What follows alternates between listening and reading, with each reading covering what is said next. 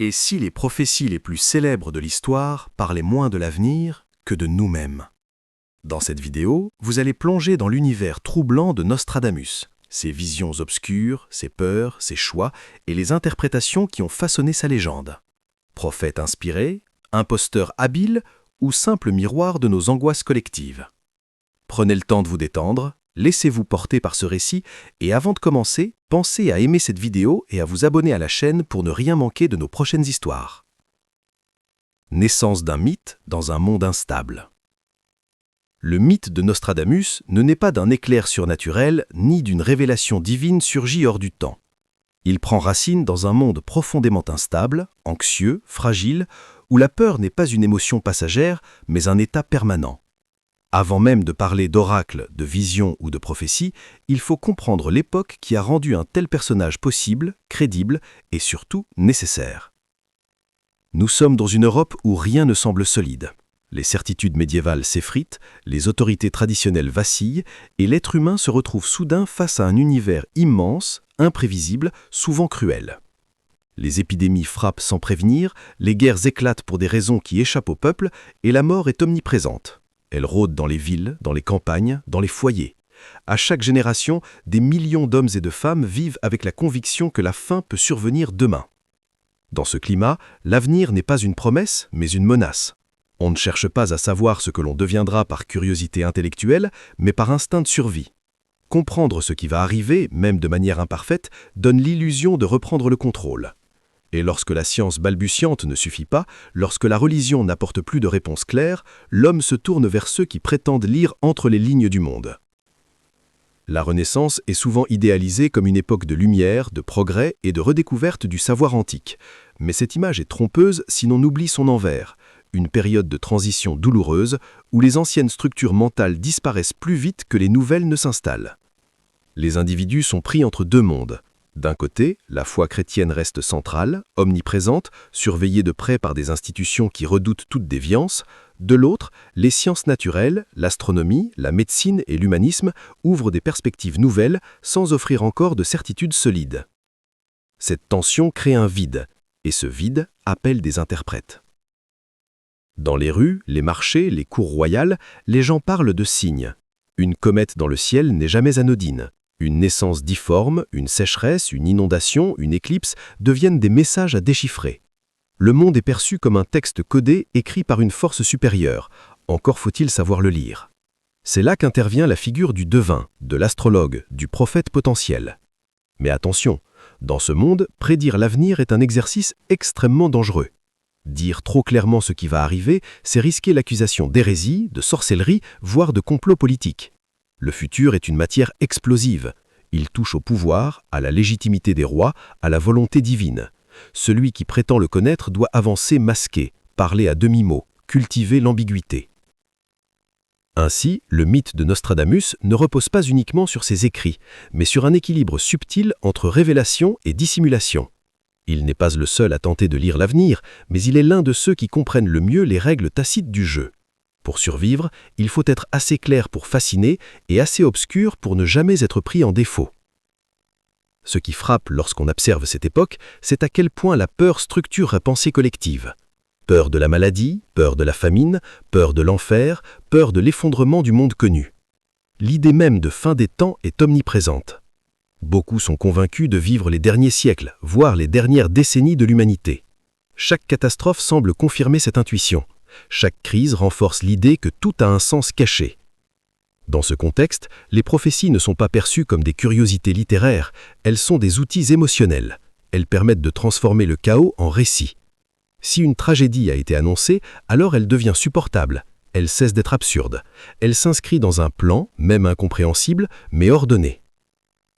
C'est ici que se forme le cœur du fil rouge de notre histoire. Nostradamus n'est pas seulement un homme qui écrit sur l'avenir, il est le produit d'un monde qui exige des récits pour survivre psychologiquement. Et plus ce monde est instable, plus ces récits gagnent en pouvoir. Il est également crucial de comprendre que la frontière entre science et croyance est alors extrêmement poreuse.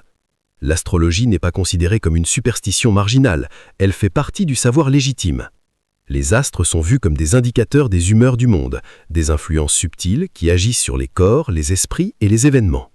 Lire le ciel est tenter de comprendre la mécanique divine. Mais cette lecture reste fondamentalement interprétative. Deux astrologues peuvent observer le même alignement et en tirer des conclusions opposées. Cette incertitude n'est pas un défaut, elle est la condition même de la survie de la discipline. Tant que la prophétie reste vague, elle peut toujours être réinterprétée après coup. Le public, lui, n'exige pas de précision chirurgicale, il cherche de la cohérence émotionnelle. Une prophétie réussie n'est pas celle qui annonce exactement ce qui va se produire, mais celle qui résonne avec les peurs déjà présentes. Elle doit sembler profonde, grave, chargée de mystère. Elle doit donner l'impression que quelqu'un, quelque part, comprend ce qui nous échappe. Ainsi, avant même d'entrer dans la vie personnelle de Nostradamus, avant de parler de son enfance, de ses études ou de ses drames intimes, il faut saisir cette vérité essentielle. Le terrain était prêt. Le monde attendait une figure capable d'incarner ses angoisses, de leur donner une forme écrite, presque poétique, suffisamment ouverte pour traverser les siècles. Le mythe ne commence donc pas avec un homme seul face à une vision nocturne, il commence avec une société entière face à ses propres angoisses, cherchant désespérément un miroir dans lequel elle pourrait se reconnaître. Et c'est précisément ce miroir que Nostradamus va, consciemment ou non, apprendre à polir. L'enfance et la formation de Michel de Nostredame. Avant de devenir Nostradamus, avant que son nom ne se transforme en symbole, en légende, en écran de projection pour les peurs et les fantasmes des générations futures, il y a un enfant. Un enfant né dans un monde où l'identité n'est jamais simple, où l'origine familiale, la religion et le savoir déterminent non seulement une place sociale, mais aussi un destin possible ou impossible. Michel de Nostredame naît dans une famille marquée par une tension silencieuse, celle de la conversion. Ses ancêtres sont issus d'un judaïsme récemment abandonné pour le christianisme. Cette réalité, même lorsqu'elle n'est plus officiellement visible, continue de peser lourdement. À la Renaissance, être un nouveau chrétien signifie vivre sous un regard permanent, sous une suspicion diffuse mais persistante. On peut être accepté, mais rarement totalement oublié. Cette situation forge très tôt une conscience aiguë du danger que représente la parole mal placée, l'idée mal formulée, l'opinion trop franche. Dès l'enfance, Michel grandit dans un environnement intellectuellement stimulant. Contrairement à beaucoup d'autres enfants de son époque, il est exposé très tôt au savoir. Les langues anciennes, les textes classiques, l'observation du monde naturel font partie de son quotidien. Mais ce savoir n'est jamais neutre, il est porteur d'un double message. Comprendre le monde, oui, mais aussi apprendre à se taire quand il le faut. Cette éducation n'a rien d'innocent.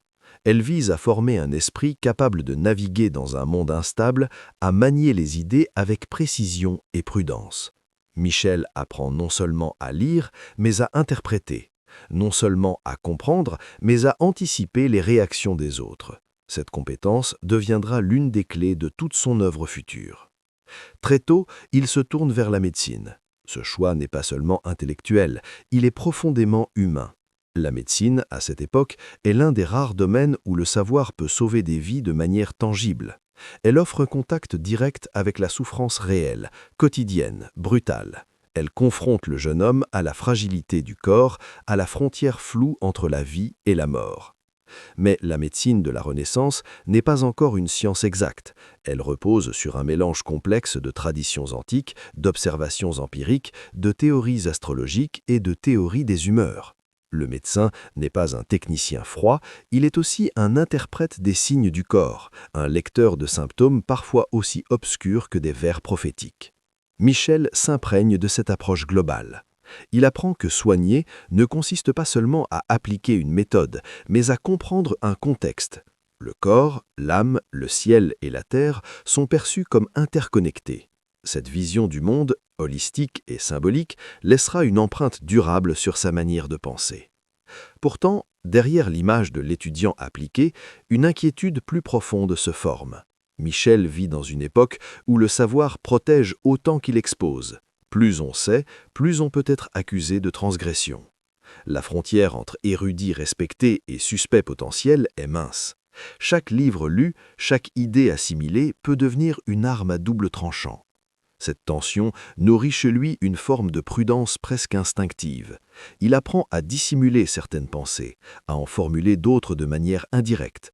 Le langage devient pour lui un outil stratégique. Dire sans dire, montrer sans révéler, suggérer sans affirmer. Ce n'est pas encore la prophétie, mais c'en est déjà la mécanique. Son rapport au savoir est donc profondément ambivalent. D'un côté, une fascination sincère pour la compréhension du monde, pour les lois cachées qui semblent régir la nature et le destin humain. De l'autre, une peur constante des conséquences de cette compréhension.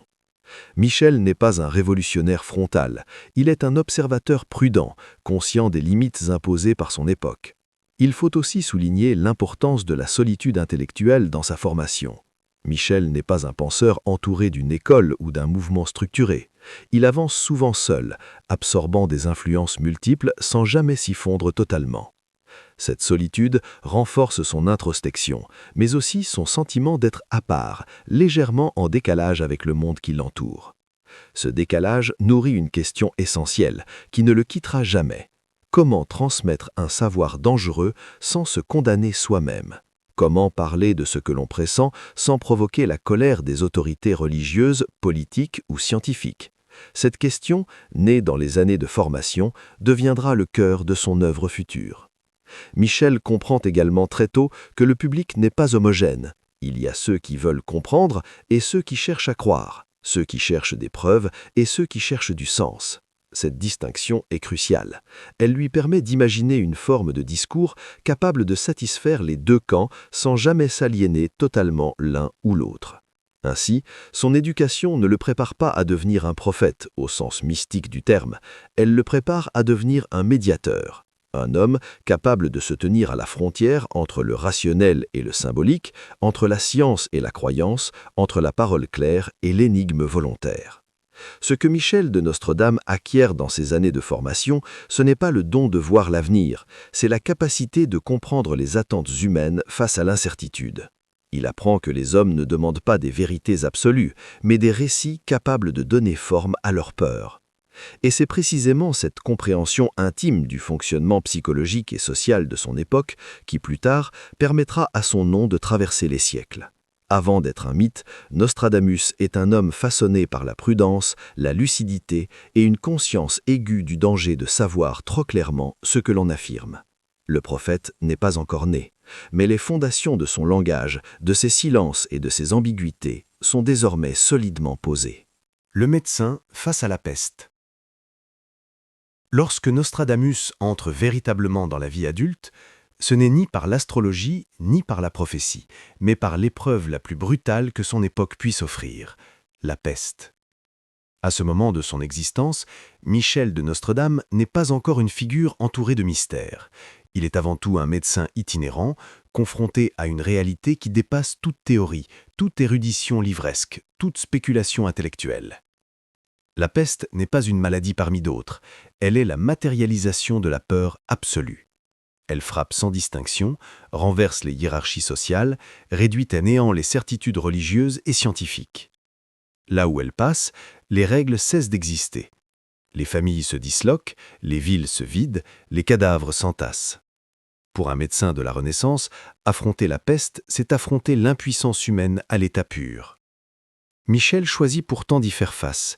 Il ne fuit pas systématiquement les villes contaminées, contrairement à beaucoup de ses confrères. Ce choix n'est pas anodin. Il révèle une motivation profonde, presque obsessionnelle.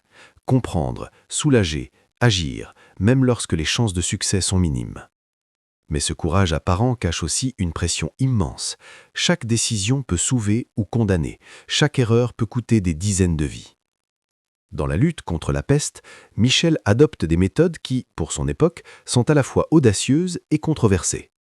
Il insiste sur l'hygiène, la ventilation, la propreté des espaces, l'éloignement des corps infectés. Il se méfie de certaines pratiques traditionnelles qu'il juge inefficaces, voire dangereuses. Cette attitude lui attire autant de respect que d'hostilité.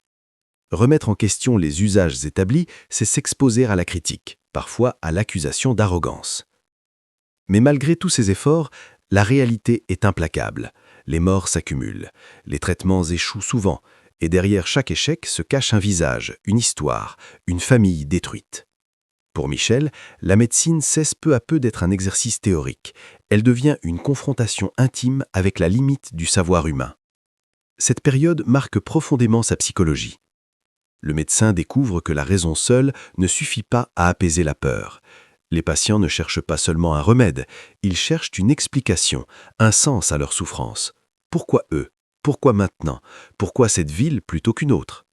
La médecine ne peut répondre à ces questions, et ce silence laisse un vide que d'autres discours s'empressent de remplir.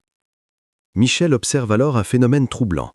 Lorsque la maladie frappe, les gens se tournent spontanément vers les signes, les présages, les interprétations symboliques. Une éclipse, un rêve, un alignement d'astres prennent soudain une importance démesurée. Face à l'angoisse, l'esprit humain cherche des récits capables de transformer l'horreur brute en destin intelligible. Pour le médecin, cette réaction est à la fois compréhensible et inquiétante.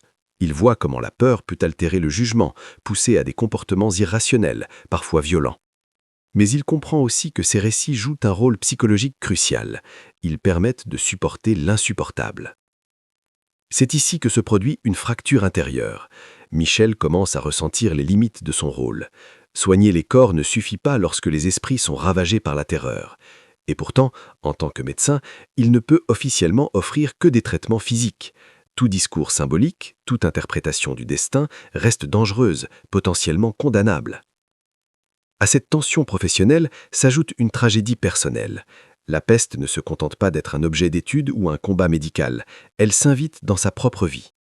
La perte de proches, la confrontation directe avec un deuil intime transforme son rapport à la maladie.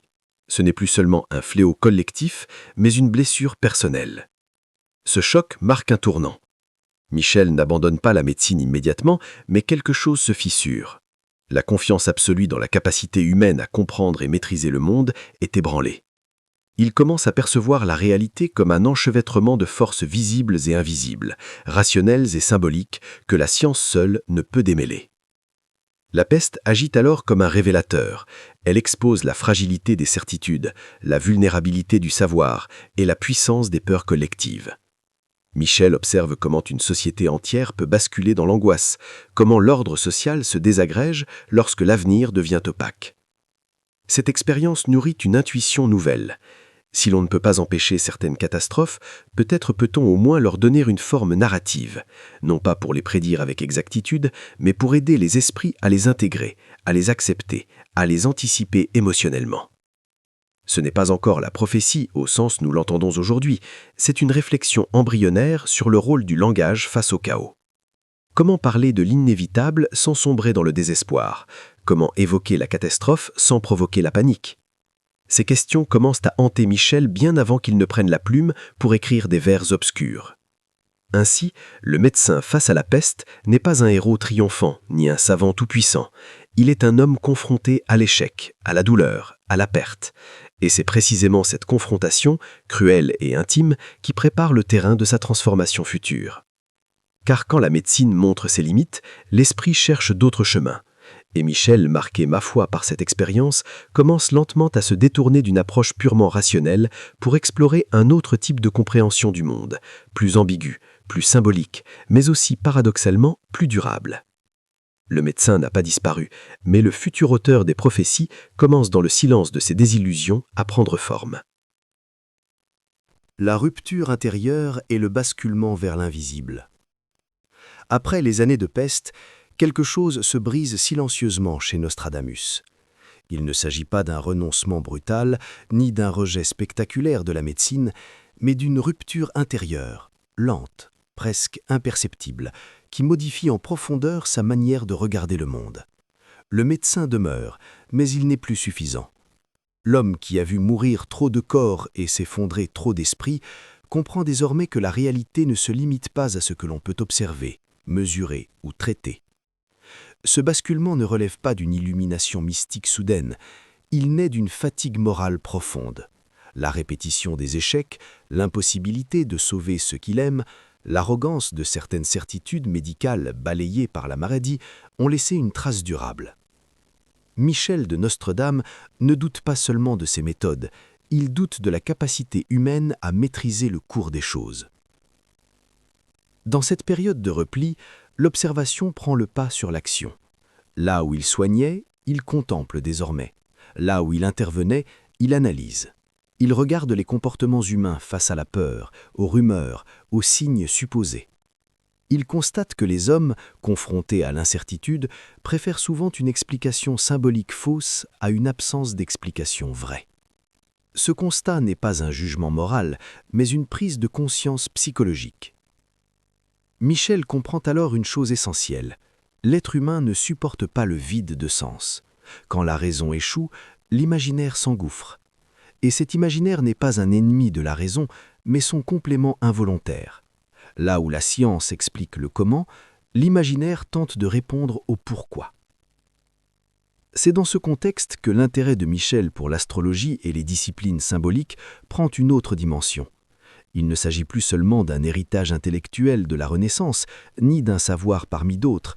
Ces pratiques offrent un langage capable de parler de l'avenir sans l'enfermer dans des certitudes dangereuses. Un langage suffisamment flou pour survivre à l'erreur, mais suffisamment structuré pour paraître profond. L'astrologie, telle qu'il l'envisage, n'est pas une science prédictive au sens strict, elle est une grammaire du destin. Elle permet de relier les événements entre eux, de créer des correspondances, de tisser des récits. Elle transforme le chaos en histoire lisible. Et c'est précisément cette capacité narrative qui fascine Michel. Il observe également le pouvoir social de ce type de discours. Une parole symbolique, bien formulée, peut apaiser une foule, influencer un puissant, rassurer un individu terrifié. À l'inverse, une parole trop directe peut provoquer la colère, la persécution, la condamnation. Le langage devient alors un instrument à manier avec extrême prudence. Cette prudence n'est pas seulement intellectuelle, elle est existentielle. Michel sait qu'il vit dans un monde où certaines questions ne doivent pas être posées ouvertement. Où prédire l'avenir des rois, évoquer des catastrophes ou suggérer un ordre caché peut être interprété comme une menace politique ou religieuse. Toute parole sur le futur est potentiellement subversive. C'est ici que se cristallise une décision fondamentale, même si elle n'est jamais formulée explicitement. S'il doit parler de ce qu'il pressent, ce sera à travers un voile, non pas pour tromper, mais pour survivre, non pas pour mentir, mais pour rester insaisissable. Le flou devient une stratégie consciente. Michel commence alors à expérimenter un mode d'expression indirect. Il s'intéresse aux textes anciens, aux oracles, aux écrits sibyllins, aux formes poétiques fragmentées. Il constate que ces textes ont une caractéristique commune. Ils traversent le temps précisément parce qu'ils ne s'y attachent pas explicitement. Ils ne disent jamais « ceci arrivera », mais « ceci pourrait être lu ainsi ». Cette découverte est capitale. Elle ouvre la voie à une forme d'écriture qui ne prétend pas imposer une vérité, mais offrir une surface d'interprétation. Une surface sur laquelle chaque époque pourra projeter ses propres peurs, ses propres attentes, ses propres drames. Sur le plan personnel, cette période est également marquée par un isolement croissant. Michel s'éloigne peu à peu du monde médical institutionnel. Il conserve ses connaissances, mais ne s'identifie plus pleinement à la figure du médecin rationnel. Il devient un observateur marginal, à la frontière de plusieurs disciplines, sans jamais s'y enfermer totalement. Cette position intermédiaire est inconfortable. Elle expose à la critique de tous les camps. Trop symbolique pour les savants stricts, trop mystique pour les mystiques purs. Mais elle offre aussi une liberté rare, celle de circuler entre les mondes, de traduire l'un pour l'autre sans appartenir entièrement à aucun. C'est dans cet entre-deux que se forge l'essence de ce que deviendra Nostradamus. Non pas un voyant au sens populaire, mais un constructeur de textes ambigus, capable de résister au temps parce qu'il ne s'y oppose pas frontalement.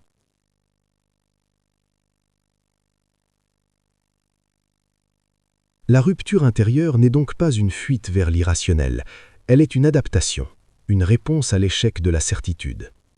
Michel ne cesse pas de penser, il pense autrement. Il accepte que certaines vérités ne puissent être dites que de biais, sous peine d'être rejetées ou détruites.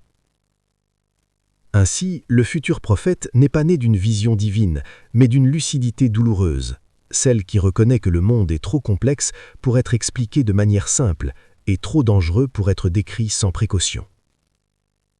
À partir de ce moment, Michel de Nostredame ne cherche plus seulement à comprendre le monde, il cherche à comprendre comment en parler. Et cette question, plus que toute autre, déterminera la forme, le ton et l'héritage de son œuvre à venir. L'astrologie à la Renaissance, entre savoir, croyance et pouvoir. Lorsque Nostradamus s'enfonce davantage dans l'étude de l'astrologie, il ne le fait pas en marge de son époque, mais au cœur même de l'un de ses systèmes de pensée les plus respectés. Contrairement à la perception moderne, l'astrologie de la Renaissance n'est ni marginale ni folklorique. Elle est un langage officiel du monde, enseigné, débattu, pratiqué par des savants, des médecins et des conseillers politiques. Comprendre cette réalité est essentiel pour saisir pourquoi Nostradamus ne se voit jamais comme un imposteur, mais comme un homme utilisant les outils intellectuels de son temps. À cette époque, le ciel n'est pas un simple décor cosmique, il est perçu comme un mécanisme vivant, structuré, régi par des lois divines. Les mouvements des astres sont interprétés comme des influences, non comme des causes directes, mais comme des indicateurs. Les planètes n'imposent pas les événements, elles en signalent la tendance. Cette nuance est fondamentale, car elle permet de concilier astrologie et libre arbitre, tout en maintenant une cohérence théologique acceptable. Michel de Nostredame comprend très vite la puissance de cette logique. Elle offre un cadre explicatif qui ne contredit pas frontalement la religion, tout en dépassant les limites de la médecine et de la philosophie naturelle. L'astrologie devient ainsi un espace de médiation entre le ciel et la terre, entre le divin et l'humain, entre l'invisible et le vécu quotidien.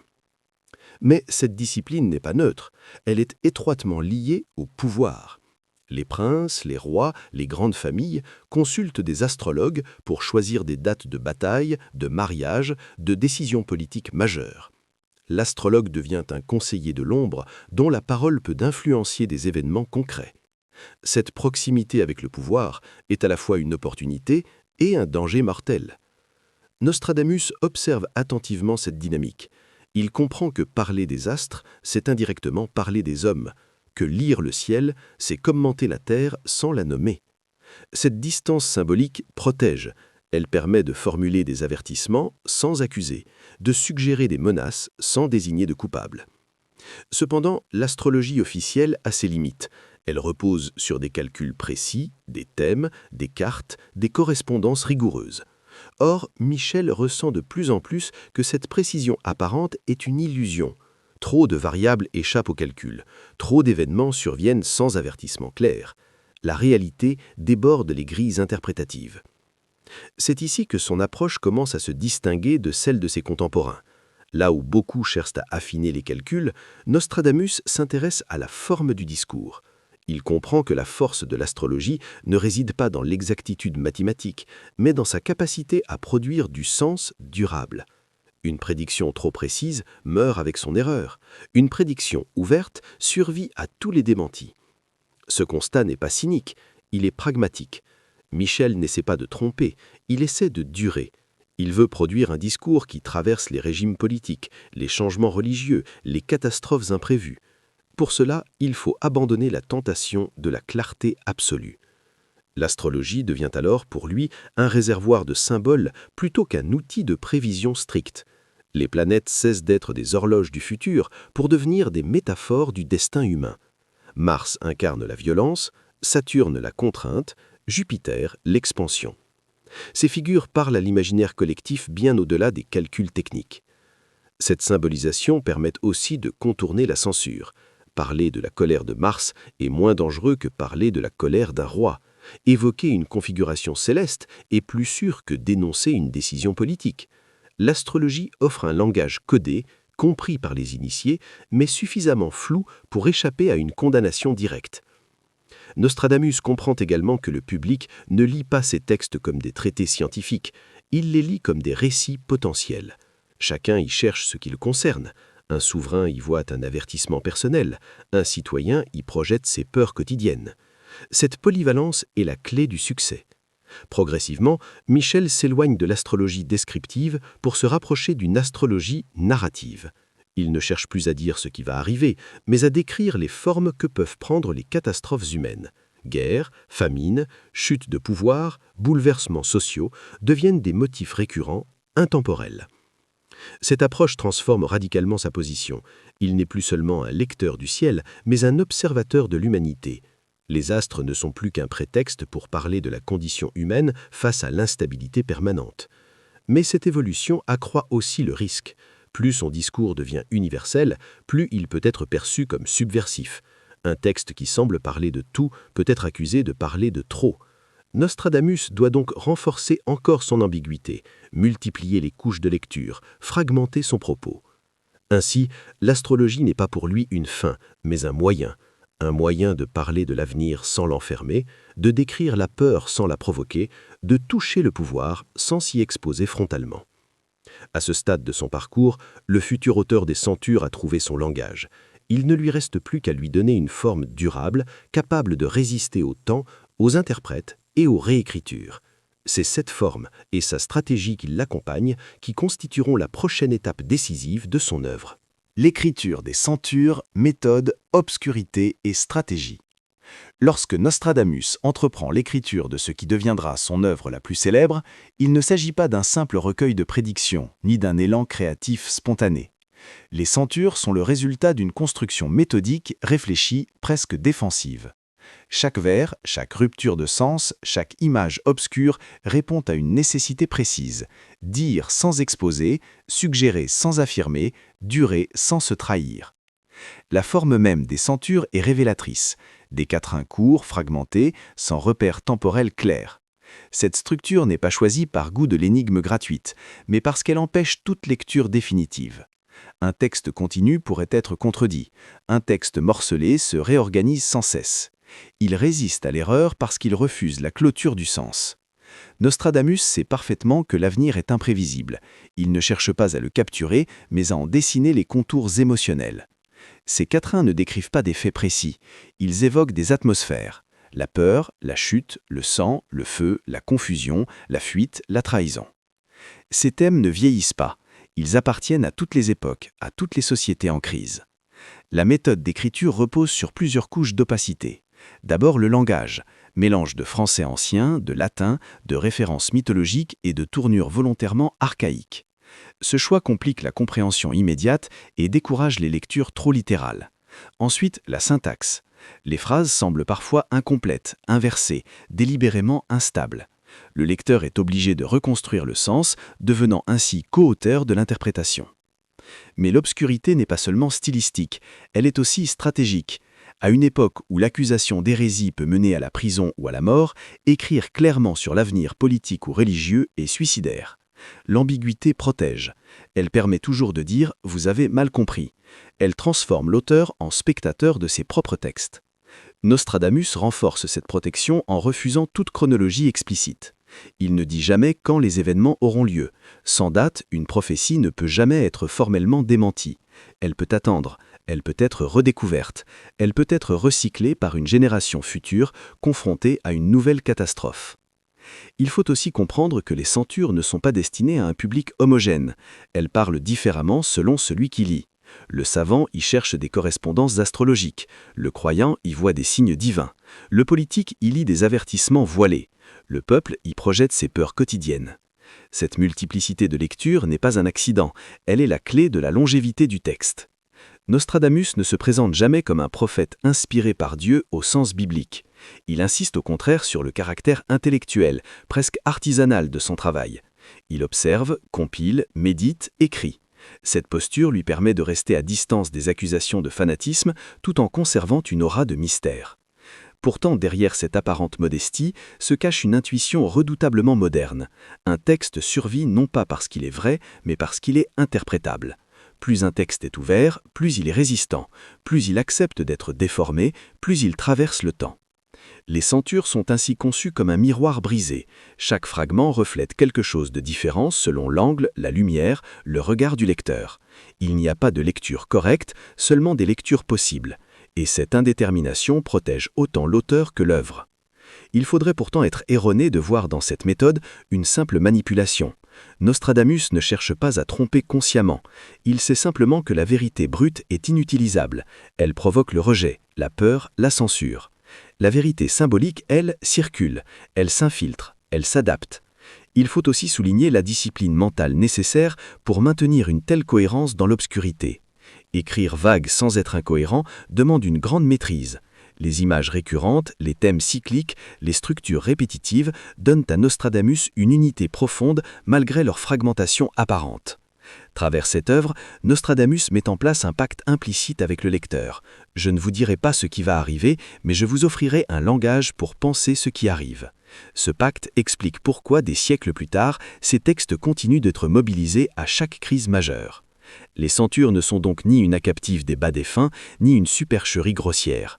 Elles sont un objet littéraire et psychologique conçu pour dialoguer avec l'incertitude humaine. Elles ne parlent pas de l'avenir en tant que tel, mais de notre rapport à l'avenir lorsque celui-ci devient menaçant. À ce stade de son parcours, Nostradamus a accompli quelque chose de rare. Il a créé une œuvre qui ne dépend plus de lui, une œuvre capable de survivre à son auteur, à ses intentions et même à son époque. Mais ce succès contient déjà le germe de sa transformation future. Car une fois publié, un texte échappe à son créateur. Et bientôt, les centures vont commencer à vivre leur propre vie, lues, détournées, amplifiées, parfois trahies. C'est cette perte de contrôle et ses conséquences qui marquera la prochaine étape de notre histoire. Peur personnelle et prudence extrême. L'art de ne jamais être pris au piège. Une fois les centuries publiées, Nostradamus entre dans une nouvelle phase de son existence, plus dangereuse encore que la précédente. Désormais, il n'est plus seulement un homme qui observe et écrit dans une relative discrétion. Il devient un nom qui circule, un auteur dont les mots attirent l'attention, suscitent des interprétations, provoquent des réactions. Et avec cette visibilité accrue, naît une peur nouvelle, celle de perdre le contrôle de ce qu'il a soigneusement construit. Contrairement à l'image romantique du prophète habité par une certitude inébranlable, Nostradamus est un homme profondément conscient de sa vulnérabilité. Il sait que chaque quatrain peut être lu comme une accusation, chaque image comme une menace voilée. Dans un monde où le pouvoir politique et religieux surveille étroitement la parole, être mal compris peut être fatal. Cette conscience aiguë du danger façonne désormais chacun de ses gestes. Sa prudence n'est pas seulement intellectuelle, elle est existentielle. Il vit avec la mémoire de ce qu'il a vu, des hommes accusés, emprisonnés, exécutés pour des maux jugés excessifs. Il sait que la frontière entre interprète du monde et perturbateur de l'ordre est extrêmement mince. Cette peur ne le paralyse pas, mais elle l'oblige à affiner encore sa stratégie. Nostradamus adopte alors une posture très particulière, celle de l'homme qui écrit mais refuse d'expliquer. Lorsqu'on l'interroge sur le sens précis de ces quatrains, il se montre évasif, parfois volontairement obscur. Il rappelle que ces textes ne sont que des méditations, des exercices intellectuels, jamais des affirmations catégoriques. Cette distance protège autant sa liberté que sa vie. Il comprend également que le silence est parfois plus efficace que la parole. Là où d'autres auraient cherché à défendre leurs interprétations, il laisse les lecteurs débattre entre eux. Chaque interprète devient ainsi responsable de sa propre lecture. Le texte agit comme un écran. Il attire les projections, mais ne révèle jamais l'intention originelle. Cette stratégie a un effet paradoxal. Plus Nostradamus se tait, plus on parle de lui. Plus il refuse de clarifier, plus ses écrits semblent profonds. Le mystère devient un bouclier, mais aussi un amplificateur. Il attire ceux qui cherchent des réponses définitives, précisément parce qu'il n'en offre jamais. Sur le plan personnel, cette période est marquée par une vigilance constante. Nostradamus surveille son image publique. Il veille à ne jamais se présenter comme un visionnaire inspiré par une force divine directe. Il insiste sur son statut d'homme de lettres, de savant, d'observateur. Cette auto-limitation n'est pas de la modestie, c'est une stratégie de survie. Il sait aussi que le pouvoir aime s'approprier les discours ambigus. Un texte obscur peut être utilisé pour justifier une décision politique, légitimer une guerre, renforcer une autorité. Nostradamus refuse donc toute affiliation trop claire. Il ne se lie jamais à un camp. Cette neutralité apparente est une autre forme de protection. Mais cette prudence a un coût psychologique. Vivre constamment sur le fil de l'ambiguïté exige une maîtrise de soi extrême. Ne jamais dire exactement ce que l'on pense, toujours anticiper les interprétations possibles, toujours craindre le malentendu. Cette tension nourrit une forme de solitude intérieure. Nostradamus est entouré de lecteurs, mais rarement compris. Il devient peu à peu prisonnier de sa propre méthode. Plus ces textes sont célèbres, moins il peut se permettre d'en écrire de nouveaux sans renforcer le risque d'exposition. Chaque mot supplémentaire augmente la surface d'exposition. La prudence extrême finit par restreindre l'élan créatif. Il écrit encore, mais avec une retenue croissante. Cette retenue n'est pas un aveu de faiblesse, elle témoigne d'une lucidité rare. Nostradamus comprend que le véritable danger ne vient pas de l'erreur, mais de la certitude. Celui qui affirme trop clairement se condamne à être jugé. Celui qui suggère reste insaisissable. Ainsi, loin de l'image du prophète exalté, Nostradamus apparaît ici comme un homme qui a appris à composer avec la peur, non pas en la niant, mais en l'intégrant à sa méthode. La peur devient un outil, elle affine son écriture, renforce son ambiguïté, protège sa position. Ce bloc est essentiel pour comprendre le fil rouge de notre histoire. Nostradamus survit parce qu'il comprend les mécanismes du pouvoir, de la peur et de l'interprétation. Il ne cherche jamais à imposer un sens. Il crée un espace où les autres viennent déposer le leur. Mais cette stratégie, si efficace à court terme, a une conséquence inattendue. En se retirant derrière ses textes, Nostradamus abandonne peu à peu la maîtrise de son héritage. Ses écrits commencent à lui échapper. Ils vont être repris, transformés, amplifiés par des lecteurs qui n'ont ni sa prudence ni ses scrupules.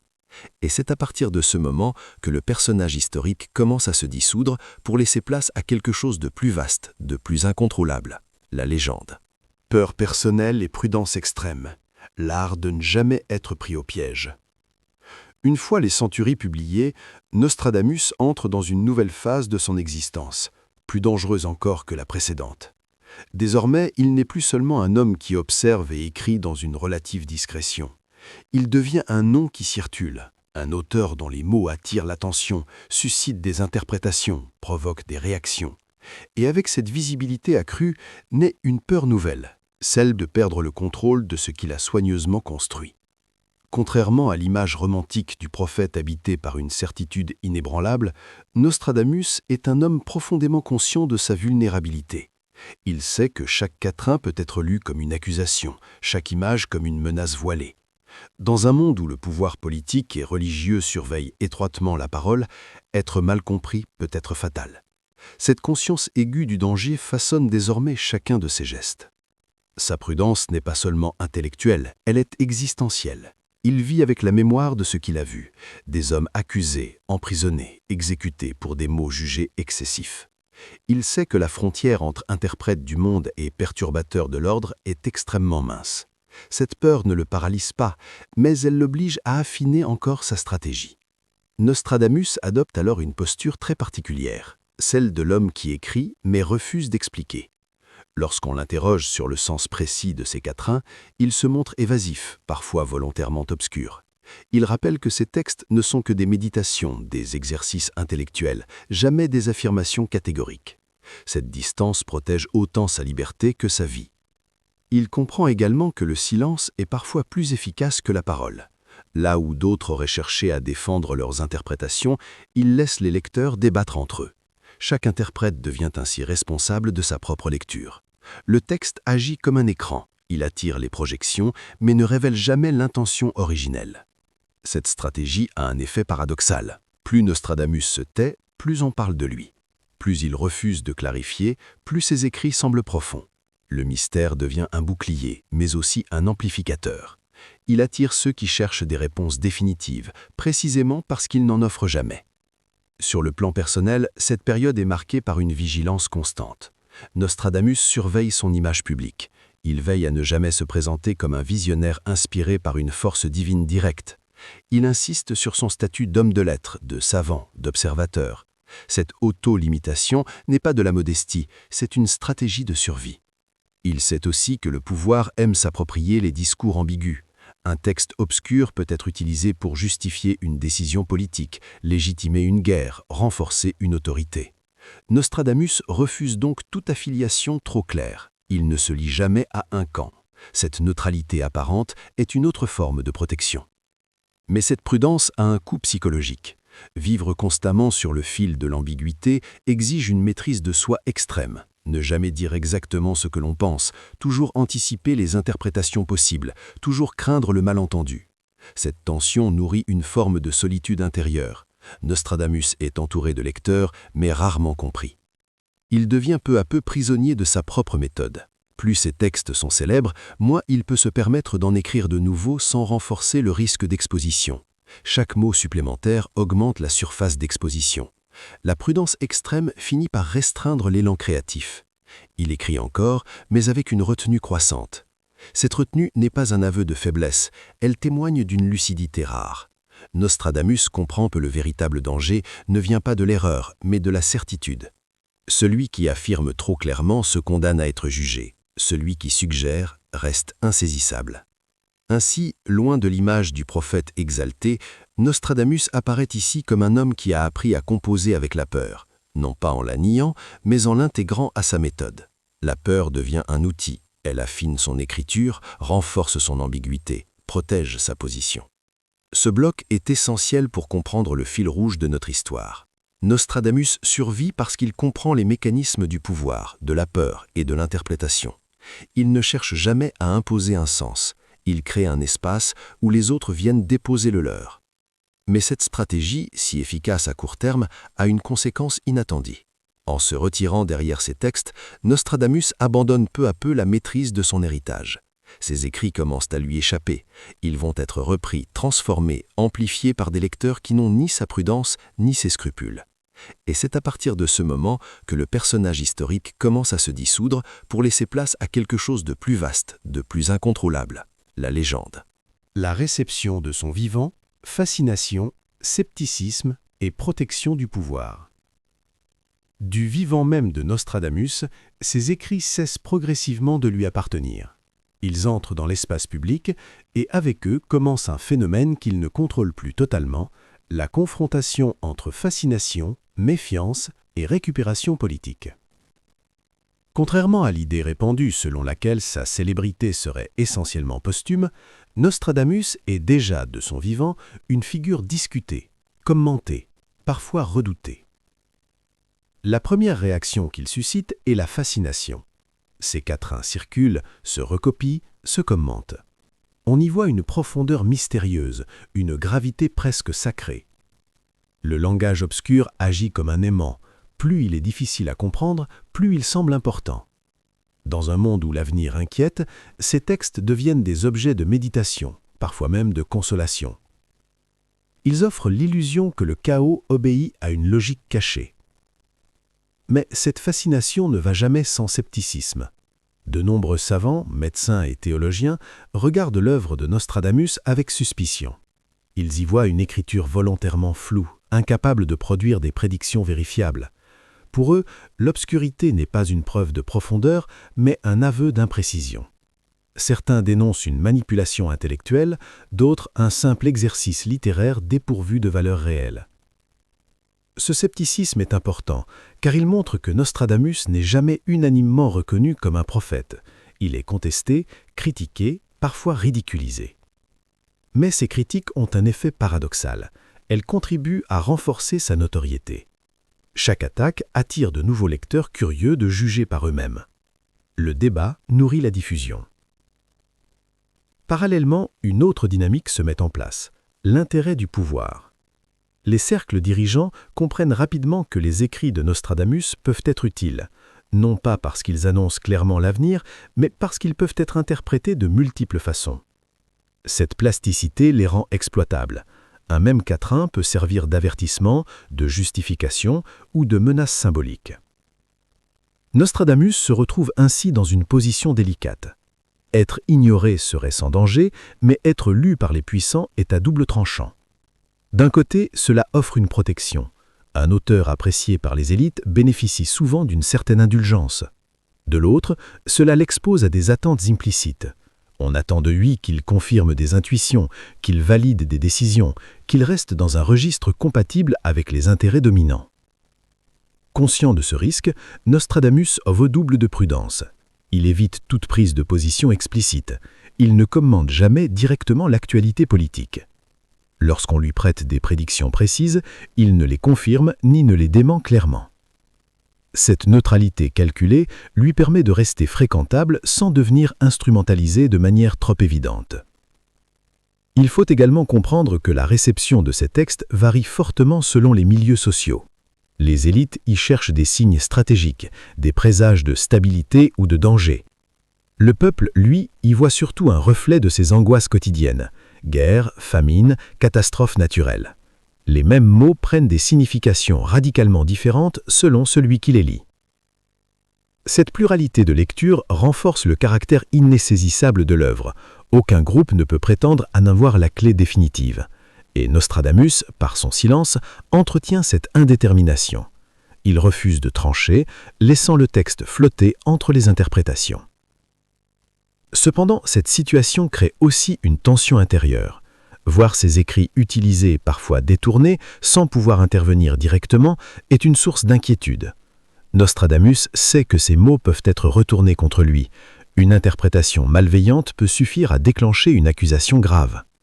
Il vit donc dans une vigilance permanente, attentif aux rumeurs, aux lectures excessives, aux extrapolations dangereuses.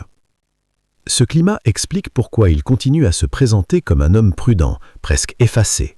Il insiste sur le caractère intellectuel de son travail, sur l'importance de la réflexion plutôt que de la révélation. Il rappelle que ces textes demandent du discernement, non une foi aveugle.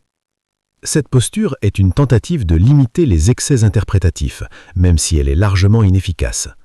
Car une fois publié, un texte ne se laisse plus domestiquer. Les lecteurs font ce qu'ils veulent des mots, et plus ces mots sont ambigus, plus ils deviennent malléables. Nostradamus le comprend mieux que tout le monde. Il voit déjà se dessiner un phénomène qui le dépasse, la transformation progressive de son œuvre en outil collectif d'interprétation du monde. Ainsi, de son vivant, Nostradamus n'est ni un prophète universellement vénéré, ni un imposteur unanimement rejeté. Il est une figure liminale, oscillant entre respect et doute, entre protection et menace. Cette position intermédiaire est inconfortable, mais elle est aussi la condition de sa survie. Car tant qu'il reste indécidable, il reste intouchable. Mais cette indécidabilité a une conséquence inévitable. À sa mort, lorsque sa voix se taira définitivement, plus rien ne viendra freiner les interprétations. Ces textes déjà autonomes deviendront totalement orphelins de leur auteur, et c'est à ce moment précis que commencera leur véritable métamorphose. Après la mort, quand les textes deviennent malléables.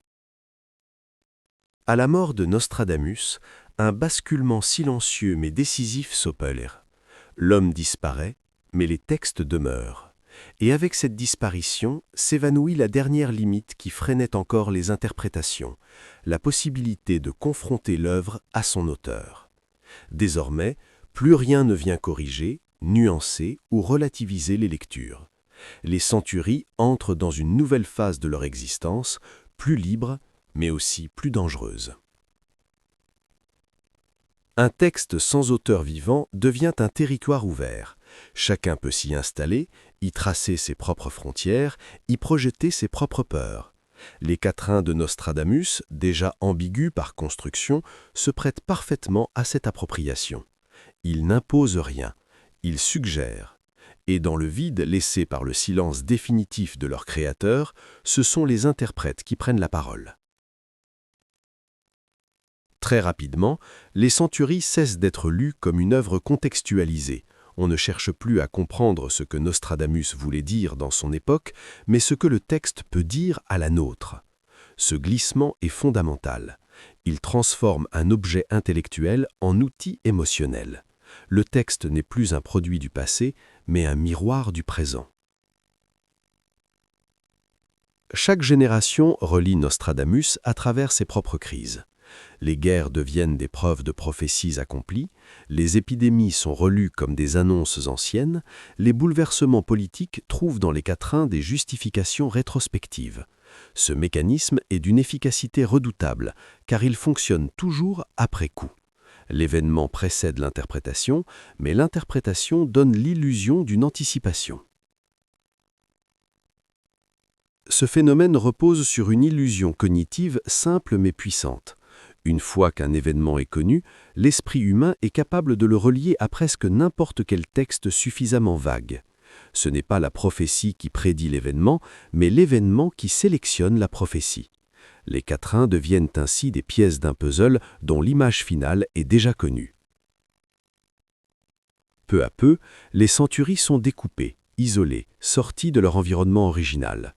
On ne lit plus l'ensemble, mais quelques vers choisis, soigneusement sélectionnés pour correspondre à une situation donnée. Cette fragmentation accentue encore leur malléabilité.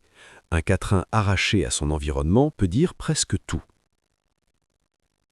Des commentateurs apparaissent. Certains se présentent comme des spécialistes, d'autres comme des révélateurs de vérités cachées.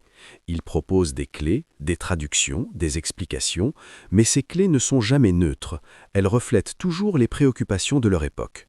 Ainsi, Nostradamus cesse peu à peu d'être un auteur pour devenir une autorité symbolique mobilisable à volonté. Ce processus est renforcé par un autre facteur, la distance temporelle. Plus on s'éloigne de l'époque de Nostradamus, moins il est possible de vérifier le contexte exact de ces mots. Les références culturelles se perdent, les nuances linguistiques disparaissent, les intentions deviennent floues. Ce flou ouvre la porte à toutes les réécritures. Il est alors tentant de voir dans cette évolution une trahison, mais en réalité, elle est inscrite dans la structure même de l'œuvre. Nostradamus a écrit pour être interprété, non pour être compris une fois pour toutes. Il a volontairement créé un texte ouvert, conscient qu'il survivrait à son époque précisément grâce à cette ouverture. La différence majeure, après sa mort, est l'absence de retenue. De son vivant, la peur de la censure, de l'accusation, de la répression imposait des limites aux interprètes. Après sa disparition, ces limites s'effacent.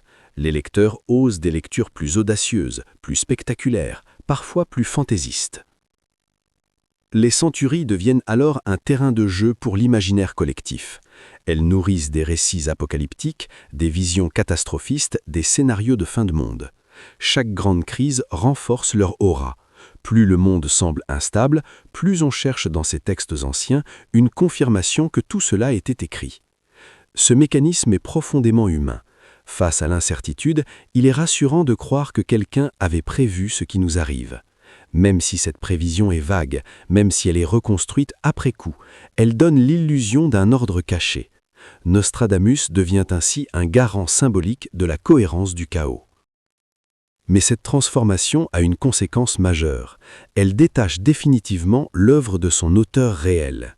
Le Nostradamus historique, prudent, ambigu, conscient des dangers de la certitude, s'efface au profit d'un Nostradamus mythique, omniscient, presque surhumain. Ce personnage n'a plus grand-chose à voir avec l'homme qu'il fut. À partir de ce moment, chaque époque va façonner son propre Nostradamus. Un Nostradamus guerrier annonçant les conflits, un Nostradamus apocalyptique annonçant la fin des temps, un Nostradamus politique commentant les chutes de régime. Tous ces visages coexistent sans jamais se contredire, car ils ne reposent pas sur des affirmations claires, mais sur des résonances émotionnelles. Ainsi, après la mort de l'homme, commence véritablement la vie du mythe. Une vie autonome, incontrôlable, nourrie par les peurs, les crises et les espoirs successifs de l'humanité. Et plus ce mythe grandit, plus une question devient inévitable. Ce que nous lisons dans Nostradamus, est-ce réellement ce qu'il a écrit, ou est-ce ce que nous avons besoin d'y trouver? Guerre, révolution et catastrophe, chaque époque se reconnaît dans ces vers. À mesure que les siècles passent, Nostradamus cesse définitivement d'appartenir à une époque précise. Ces textes deviennent un réservoir symbolique dans lequel chaque génération vient puiser ce qui correspond à ses propres traumatismes. Guerre, révolution, effondrement politique, catastrophe naturelle, à chaque choc historique majeur, les centuries sont relues, réinterprétées, parfois brandies comme des preuves que tout était annoncé. Ce phénomène suit toujours le même schéma. Lorsqu'un événement bouleverse l'ordre établi, l'esprit humain cherche des repères. Le présent devient trop violent, trop imprévisible pour être accepté tel quel. Alors on se tourne vers le passé, à la recherche d'un signe, d'un avertissement oublié, d'une phrase ancienne capable de donner du sens à l'horreur.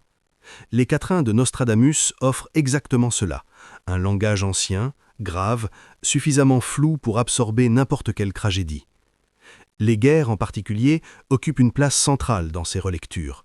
Le sang, le feu, les villes détruites, les foules en fuite sont des images récurrentes dans les centuries. Non pas que Nostradamus aurait vu des conflits précis, mais parce que la guerre est une constante de l'histoire humaine. Chaque époque en guerre se reconnaît dans ces images et y voit une confirmation de sa propre exceptionnalité tragique.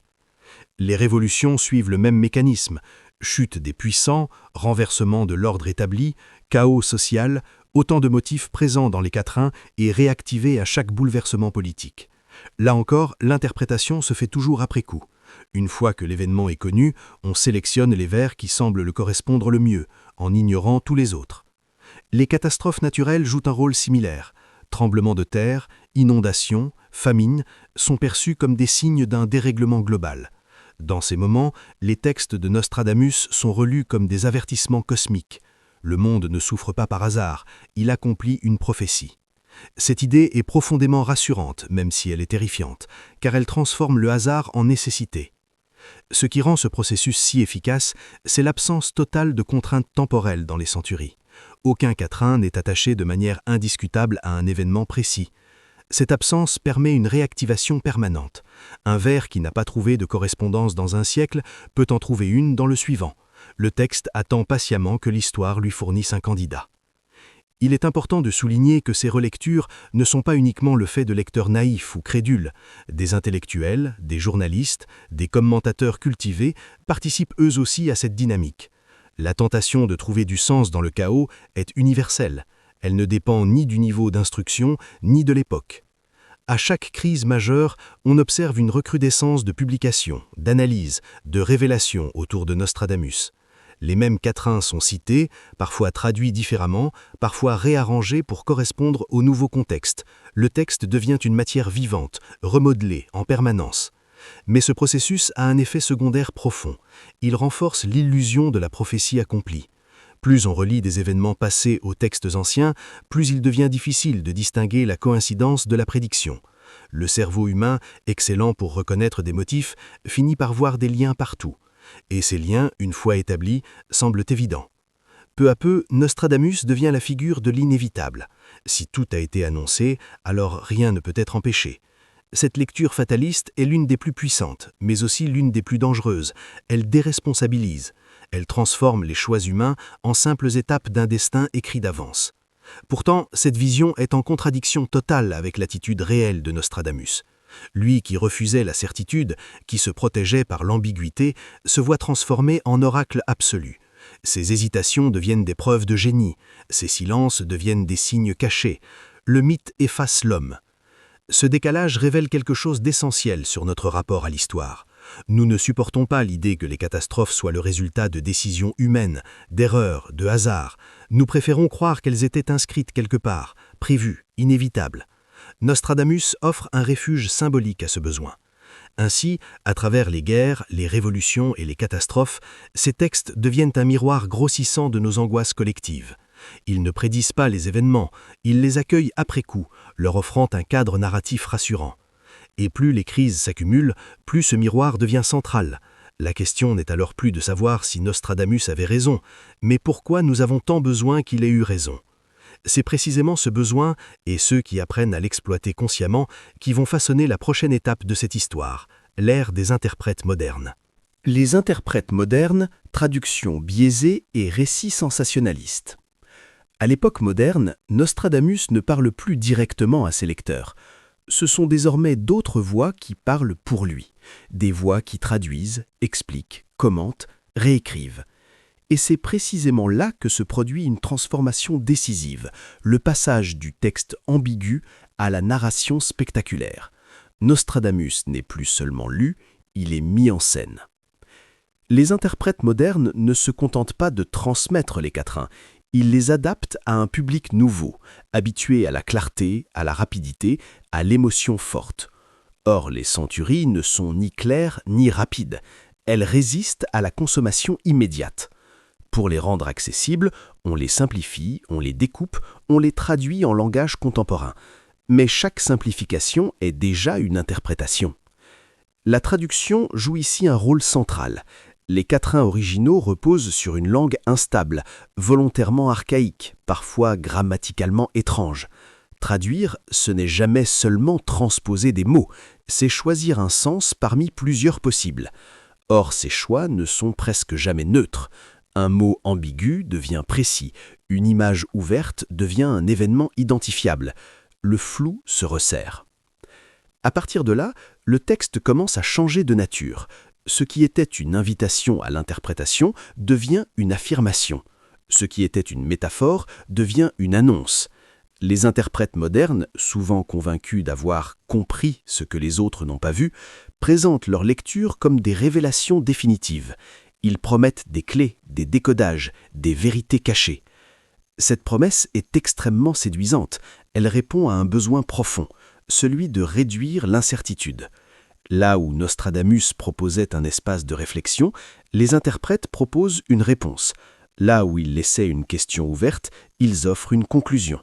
Et plus cette conclusion est spectaculaire, plus elle attire l'attention. Les médias jouent un rôle crucial dans cette amplification.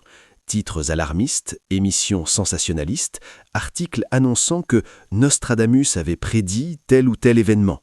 Chaque crise devient une occasion de relancer le récit. Peu importe que la correspondance soit approximative ou forcée, ce qui compte, c'est l'impact émotionnel. Progressivement, une nouvelle figure émerge, celle du Nostradamus omniscient, capable de voir des siècles à l'avance avec une précision chirurgicale. Cette figure n'a plus grand-chose à voir avec l'homme prudent et ambigu du passé. Elle est une construction collective nourrie par les attentes modernes et les logiques médiatiques. Il est important de noter que beaucoup de ces interprètes ne se perçoivent pas comme des manipulateurs. Ils croient sincèrement à leur lecture. Mais leur sincérité n'annule pas les biais cognitifs à l'œuvre. Une fois qu'un événement a eu lieu, il devient extrêmement facile de le retrouver dans un texte vague. L'esprit humain excelle dans cet exercice de rétrospection sélective.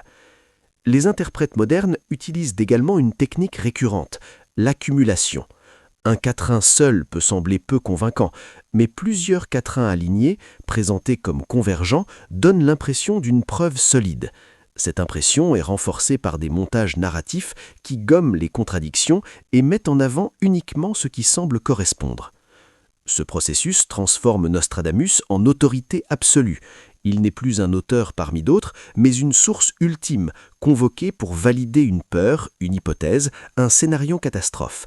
Sa parole est sortie de son contexte, détachée de toute prudence, utilisée comme un sceau d'authenticité. Mais cette transformation a un coût. Elle appauvrit le texte. En cherchant à tout expliquer, les interprètes modernes détruisent précisément ce qui faisait la force des centuries, leur ouverture. Le mystère n'est plus un espace de réflexion, mais un obstacle à éliminer. L'ambiguïté devient un problème à résoudre, non une richesse à préserver. Ainsi, à force de vouloir faire parler Nostradamus trop clairement, on le fait taire autrement. On remplace la complexité par le slogan, la méditation par la prédiction, le doute par la certitude. Et ce faisant, on projette sur lui nos propres angoisses contemporaines, bien plus que ses intentions originelles. Ce bloc marque un tournant essentiel dans notre fil rouge. Nostradamus n'est plus seulement un miroir passif de nos peurs, il devient un outil actif de leur amplification. Ce ne sont plus seulement les crises qui réveillent ces textes, mais des acteurs conscients qui savent exploiter leur potentiel émotionnel. Reste alors une question fondamentale que les interprètes modernes évitent souvent. Pourquoi ces récits fonctionnent-ils si bien ? Pourquoi sommes-nous si enclins à croire que tout était écrit ?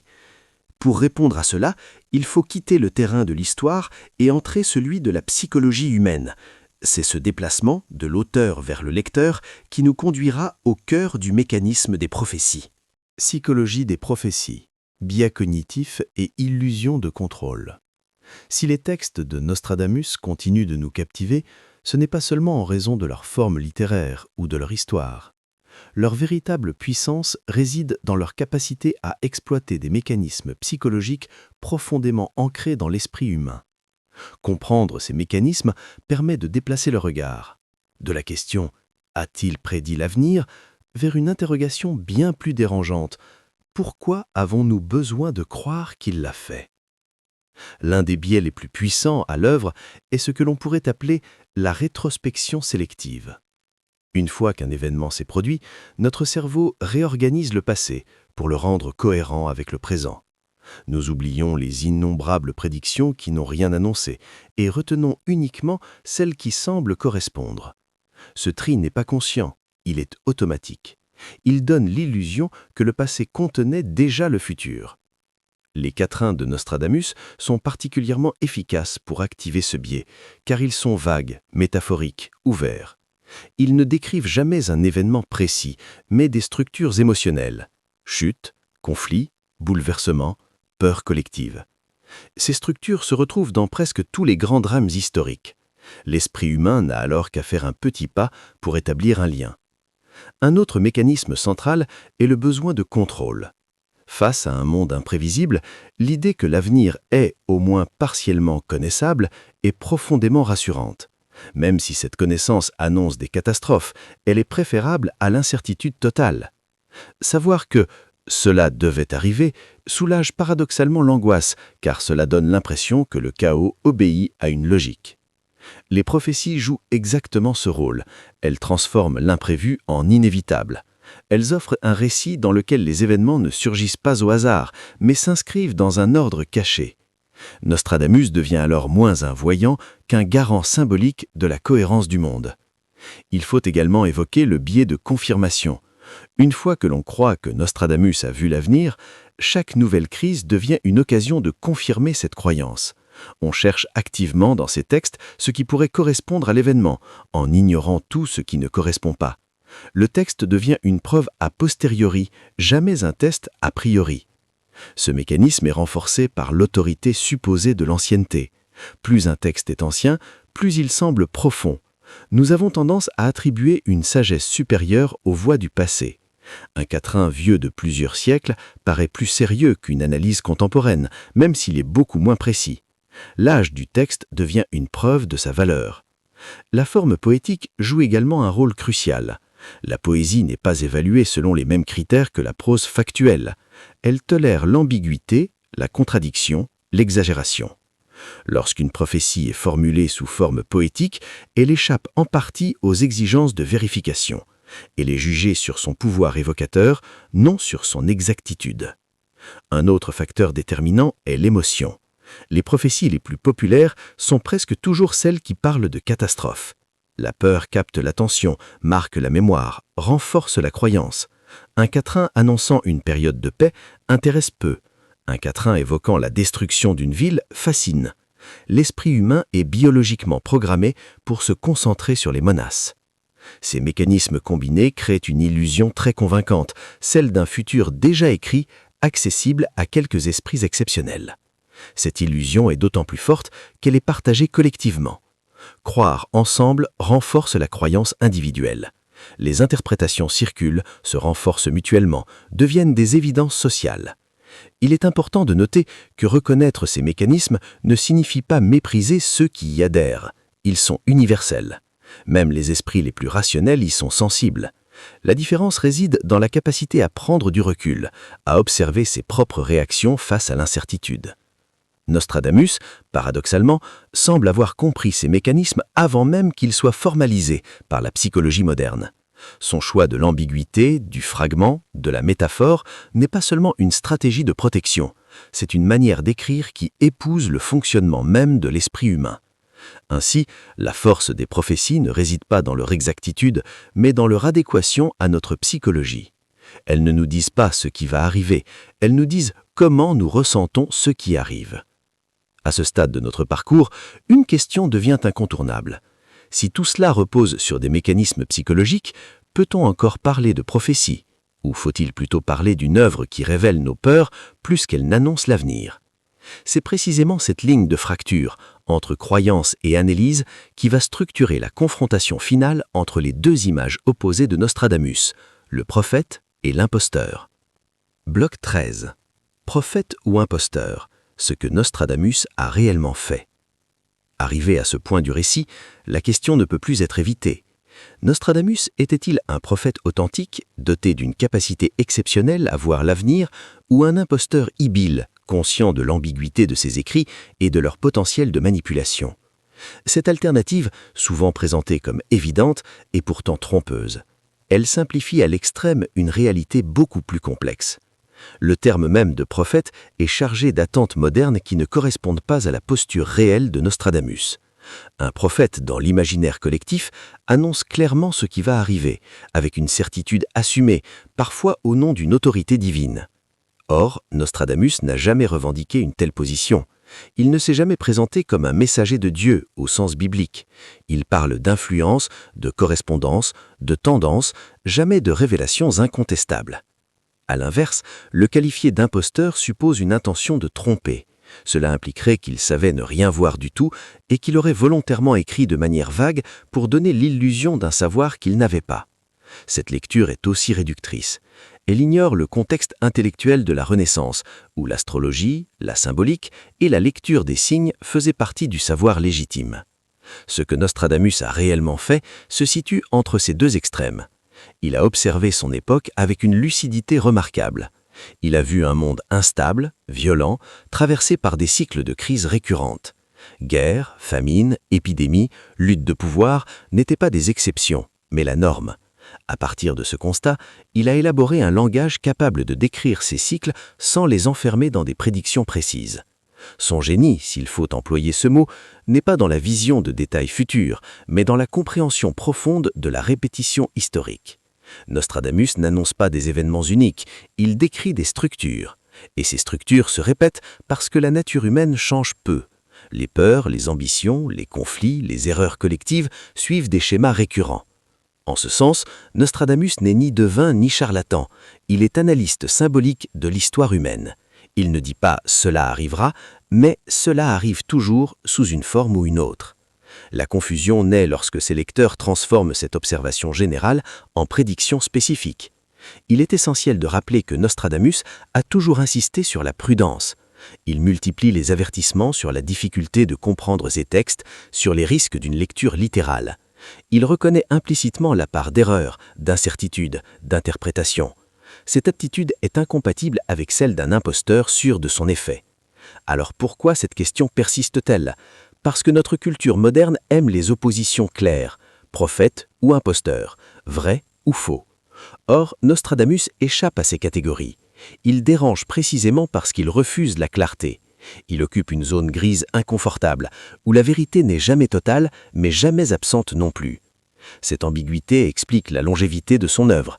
Un imposteur finit toujours par être démasqué. Un prophète trop précis finit toujours par se tromper. Nostradamus, lui, survit parce qu'il ne promet jamais ce qu'il ne peut garantir. Il offre une grille de lecture, pas un verdict. En réalité, la question prophète ou imposteur en dit plus sur nous que sur lui. Elle révèle notre besoin de trancher, de classer, de juger. Nostradamus, au contraire, nous force à rester dans l'inconfort de l'indécidable. Il nous oblige à reconnaître que le monde n'est ni totalement prévisible, ni totalement absurde. Ce bloc marque un moment clé de fil rouge de notre histoire. En déconstruisant cette opposition simpliste, nous commençons à voir Nostradamus non pas comme une exception surnaturelle, mais comme un révélateur. Un homme qui, par son écriture, met en lumière nos peurs, nos attentes et notre incapacité à accepter l'incertitude. C'est précisément ce miroir et ce qu'il nous renvoie aujourd'hui qui constitue l'avant-dernier chapitre de cette histoire. Nostradamus comme miroir, ce que ces textes disent de nous. Si Nostradamus continue de hanter l'imaginaire collectif, ce n'est pas parce qu'il aurait percé les secrets du futur, mais parce que ces textes fonctionnent comme un miroir psychologique et culturel. Un miroir particulier, déformant, obscur, fragmenté, dans lequel chaque époque finit pourtant par se reconnaître. Plus on cherche Nostradamus, plus on se découvre soi-même. Ces quatrains ne parlent jamais directement de nous, et pourtant, ils semblent toujours nous concerner. Cette impression ne vient pas d'une précision surnaturelle, mais d'une universalité émotionnelle. Peur de l'effondrement, angoisse face à la violence, sentiment que le monde bascule hors de contrôle, ces émotions traversent les siècles. Elles changent de décor, de vocabulaire, de technologie, mais leur structure reste la même. Lorsque nous lisons Nostradamus en période de crise, nous ne cherchons pas une information, nous cherchons une confirmation émotionnelle. Nous voulons savoir si notre peur est légitime, si notre inquiétude est partagée, si d'autres avant nous ont ressenti la même chose. Les quatrains offrent cette reconnaissance. Ils disent en substance « Vous n'êtes pas les premiers à avoir peur ». Ce miroir fonctionne aussi parce qu'il est flou. Un miroir trop net imposerait une image précise. Celui de Nostradamus laisse de l'espace. Il permet à chacun de projeter sa propre version du monde. Une société obsédée par la guerre y verra des batailles. Une société inquiète du climat y verra des catastrophes naturelles. Une société traversée par des crises politiques y lira la chute des puissants. Le texte ne change pas, le regard si. Cette capacité de projection révèle une vérité dérangeante. Ce que nous appelons souvent prophétie est en réalité une lecture émotionnelle du présent déguisée en regard vers l'avenir. Nous utilisons Nostradamus comme un écran sur lequel projeter nos angoisses contemporaines tout en leur donnant une apparence de profondeur historique. Il est révélateur que l'intérêt pour Nostradamus augmente toujours dans les périodes d'instabilité. Lorsque le monde semble relativement prévisible, ces textes retournent dans l'ombre. Mais dès que l'incertitude revient, ils ressurgissent, cités, partagés, commentés. Ce cycle montre que Nostradamus n'est pas un guide permanent, mais un refuge ponctuel. Ce refuge n'est pas intellectuel, il est émotionnel. Il ne nous aide pas à comprendre ce qui va arriver, mais à supporter l'idée que nous ne savons pas ce qui va arriver. En ce sens, Nostradamus joue un rôle comparable à celui des mythes anciens. Il ne décrit pas la réalité factuelle, mais structure l'expérience humaine face au chaos. Ce miroir révèle aussi notre rapport ambivalent à la responsabilité. Croire que les catastrophes étaient écrites permet de se décharger d'une part de culpabilité collective. Si tout était prévu, alors nos erreurs deviennent secondaires. Nostradamus devient ainsi un alibi symbolique, involontaire mais efficace, face à l'angoisse de nos propres choix. Mais ce mécanisme a un prix. À force de lire le monde comme un destin écrit, nous risquons de renoncer à l'action. Le fatalisme est l'ombre portée de la prophétie. Si tout est déjà annoncé, pourquoi tenter de changer quoi que ce soit ? Cette lecture est l'exact opposé de l'attitude réelle de Nostradamus, qui n'a jamais affirmé l'inéluctabilité absolue. En réalité, ces textes nous tendent une question plus qu'une réponse. Comment réagissons-nous face à l'incertitude ? Cherchons-nous à comprendre, à agir ou à nous rassurer par des récits ? Le miroir de Nostradamus ne juge pas, il reflète. Et ce qu'il reflète dépend entièrement de celui qui regarde. À l'ère moderne, saturée de données, de prévisions statistiques et de modèles complexes, cette fonction miroir devient encore plus paradoxale. Nous disposons de plus d'outils que jamais pour analyser le futur, et pourtant, nous continuons à chercher des prophètes. Cela révèle une limite fondamentale de la rationalité. Elle informe, mais elle ne rassure pas toujours. Ainsi, Nostradamus survit non pas parce qu'il aurait raison, mais parce qu'il répond à un besoin humain intemporel, transformer l'angoisse en récit, le chaos en symbole, l'inconnu en histoire racontable. Ce miroir, cependant, ne peut pas être le dernier mot, car s'il nous montre nos peurs, il nous laisse encore face à une responsabilité essentielle. Que faisons-nous de ce que nous voyons ? C'est cette responsabilité et la place de Nostradamus dans notre monde contemporain qui constituent l'ultime étape de ce parcours. Héritage contemporain, pourquoi nous cherchons encore des prophètes ? Aujourd'hui encore, à l'ère des algorithmes, des modèles prédictifs et des données massives, Nostradamus continue d'être convoqué. Son nom surgit dans les médias, sur les réseaux, dans les périodes de tension mondiale. Cette persistance peut sembler paradoxale. Jamais l'humanité n'a disposé d'autant d'outils pour analyser le réel, et pourtant jamais elle n'a cessé de chercher des figures capables de voir l'avenir. Ce paradoxe révèle une vérité essentielle. La prévision scientifique et la prophétie ne remplissent pas la même fonction. Les modèles statistiques décrivent des probabilités. Ils parlent en pourcentage, en scénario conditionnel, en marge d'erreur. Ils sont rationnels mais froids. Ils informent sans rassurer. À l'inverse, la prophétie, même floue, parle en récit. Elle donne une forme humaine à l'incertitude. Nostradamus survit précisément parce qu'il offre cette forme. Ces textes ne disent pas ce qui va arriver, mais ce que cela fera de nous lorsque cela arrivera. Ils parlent de peur, de perte de repères, de bouleversement. Et ces expériences restent profondément actuelles. Les technologies changent, les émotions fondamentales demeurent. Dans le monde contemporain, les crises sont souvent globales, abstraites, complexes. Elles dépassent l'individu. Face à cela, le besoin de récits simples, anciens, presque archaïques, se renforce. Nostradamus apparaît alors comme une voix du passé capable de donner une profondeur temporelle à nos angoisses présentes.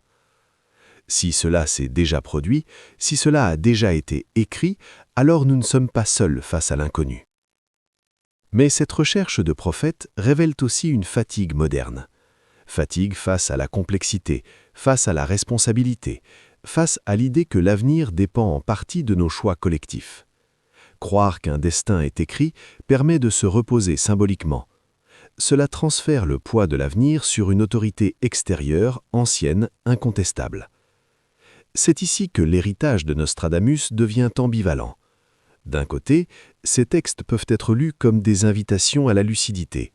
Ils montrent que les crises se répètent, que l'histoire humaine est cyclique, que certaines erreurs reviennent sans cesse.